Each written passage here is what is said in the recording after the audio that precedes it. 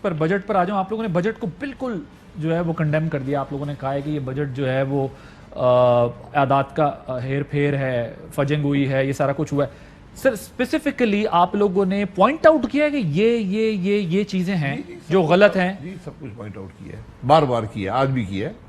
بات یہ ہے کہ ملک کے حالات, معاشی حالات اتنے خراب ہو گئے ہیں کہ آپ بجٹ بنا ہی نہیں سکتے. بجٹ میں کیا ہوتا ہے, حکومت اپنی آمدن بناتی ہے اور کچھ انویسٹ کرتی ہے کہ ملک کے اندر ترقی ہوگی, اور کچھ ریلیف دیتی ہے کہ عوام کو بھی ریلیف مل جائے.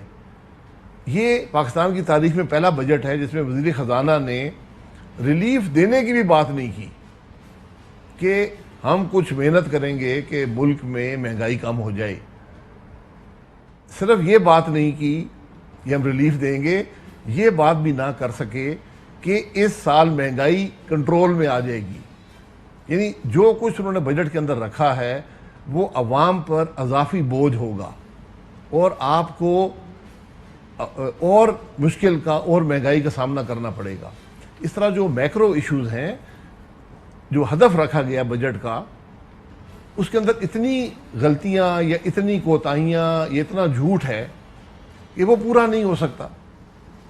آپ تقریباً 600-800 ارب کے جو گیپ ہے, جو انہوں نے ہدف رکھا ہے کہ ہم یہ آمدن حاصل کریں گے, وہ ممکن نہیں ہے. لیوی پہ جو پیٹرولیم لیوی کے لیے بھی ہے, ایک آپ نے 200-250 ارب رکھا ہے, ایڈمنسٹریٹو ہم امپرومنٹس کر کے یہ حاصل کر لیں گے.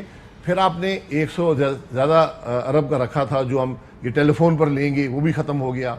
پھر کچھ ایگزمپشنز آپ کو جو آپ نے وڈرا کی تھی وہ واپس دینی پڑی ہیں, وہ بھی ہو گیا. پھر آپ نے بجٹ خسارے کے کم کرنے کے لیے 2 چیزیں رکھی ہیں. ایک 250 ارب کی پرائیویٹائزیشن رکھی ہے جو ان پلانٹس کی ہے جو نواز شریف نے لگائے تھے, جن کو یہ 3 سال سے حکومت کہہ رہی ہے اور آج بھی کہہ رہی ہے کہ بڑے مہنگے تھے. تو 250 ارب بجٹ خسارہ کم کرنے کا وہ ہے. 570 ارب صوبوں سے سرپلس آئے گا. صوبوں کو اپنا سرپلس انہوں نے شو کیا ہے ابھی تک, وہ میں نے اس کی سرسری نظر دیکھی ہے, 300 ارب کے قریب ہے. 200-250 ارب کا وہ بھی معاملہ ہے. یعنی اتنی خرابیاں ہیں سارے بجٹ کے اندر. اور پھر آپ آمدن کیسے حاصل کر رہے ہیں؟ آپ سیلز ٹیکس لگا رہے ہیں. اب جو بھی انویسٹ کرے گا پاکستان میں, جو مشینری آئی, 17% سیلز ٹیکس ادا کرے گا. یہ آمدن آج تو آپ کو مل جائے گی, لیکن یہ اگلے 3 سال ایڈجسٹ ہوتی رہے گی. اگلے 3 سال کی آمدن میں فرق پڑے گا. پھر جو آدمی لگا رہا ہے اس کو جا کے یہ اضافی پیسہ بینکوں سے یا کسی اور ذرائع سے بورو کرنا پڑے گا, اس پر بوجھ پڑ جائے گا, اس سے اور مہنگائی ہوگی.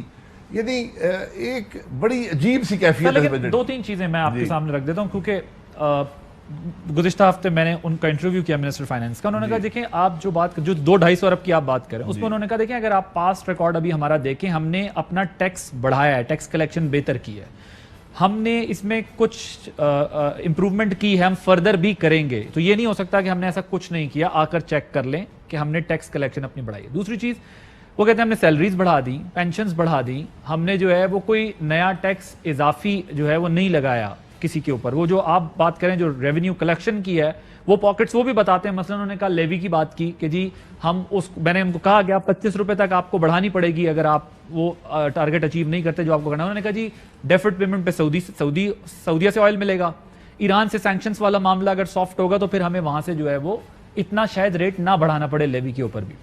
سو ان کی اپنی کیلکولیشنز ہیں, لیکن آپ لوگ اسپیسیفکلی اس چیز کو پوائنٹ آؤٹ کر رہے ہیں صرف کہ جی انہوں نے جو ہے وہ اپنی ریونیو کلیکشن کرنی کیسے, یعنی وہ اتنے ارب جمع کیسے کریں. یہ ایشو ہے آپ کا. یہ ایشو ہے نا, یہ ایک ایشو ہے جو وہ کہہ رہے ہیں نا کہ آمدن بڑھ گئی ہے. آمدن ملک کے اندر ان 3 سالوں میں 1200 ارب روپے کے اضافی ٹیکس لگے ہیں. یہ بھی اس بجٹ کے اندر بھی ہمارا تخمینہ ہے, ہو سکتا ہے غلط ہو, 300 سے 500 ارب کے آپ کو اضافی ٹیکس لگانے پڑیں گے. پھر بجٹ آئے گا. جی پھر بجٹ کے اہداف پورے ہوں گے. دوسری جو بات ہے وہ ہے کہ آپ نے ڈالر کو ڈی ویلیو کیا ہے ان 3 سالوں میں, تو 35% وہ ڈی ویلیو ہو گیا. پھر مہنگائی رہی ہے. جب بھی ملک میں مہنگائی ہوتی ہے حکومت کی آمدن بڑھ جاتی ہے کیونکہ سیلز ٹیکس پرسنٹیج پہ ہوتا ہے. تو اگر آپ کی مہنگائی 10-12 یعنی یہ بجٹ کے اہداف پورے ہو جائیں گے. ڈی ویلیو تو آپ نے بھی کیا تھا اپنے آخری سال میں. نہیں ڈی ویلیو کرتے ہیں نا ہم نے, انہوں نے اس پہ آ کے 35% کیا نا, اس آمدن کا بھی فائدہ ان کو ہی ہوا نا. جب بھی ہم ڈی ویلیو کرتے ہیں ہماری 48 سے 52% آمدن پورٹ سے آتی ہے, امپورٹ جو ہوتے ہیں اس سے آتی ہے.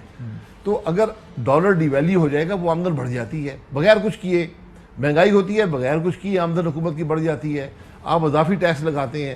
یہ سب کرنے کے بعد بھی پچھلے سال آپ 3 سال کے بعد صرف 1000 ارب فالتو آمدن کرنے میں کامیاب سر. ہوئے. لیکن اپنی کرنسی اگر روپیہ مستحکم ہوگا تو اس میں ملک کا تو فائدہ ہے. نہیں مستحکم نہیں ہوا نا, کس کے خلاف مستحکم ہو گیا؟ مطلب اگر آپ نے جو ہے وہ ڈالر کا جو ریٹ تھا اس کو انہوں نے جو آپ نے بھی خیر لاسٹ اس میں جو ہے وہ اوریجنل پر چھوڑا, وہ پیرٹی لائے, پھر انہوں نے بھی کیا. تو اب ظاہر ہے اب تو وہ کہتے ہیں اب تو ایکچوئل پوزیشن پہ آئے گا نا. ہم نے تو آرٹیفیشلی ڈالر کو روکا ہوا تھا. آرٹیفیشلی کیسے روکا جاتا ہے؟ سب وہ تو کہتے ہیں آپ کیسے انجیکٹ کرتے ہیں, آپ نے $100 کیسے رکھا ہوا؟ اس کے اثرات دیکھیں نا, ملک میں مہنگائی کا کیا حال ہو گیا.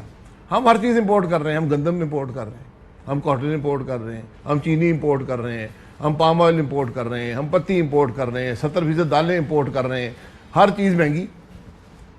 ٹھیک ہے سر, اس پہ ذرا ڈیٹیل سے, کیونکہ بجٹ کا سبجیکٹ ایسا کہ پھر مزید اس پہ ڈیٹیل میں جائیں گے.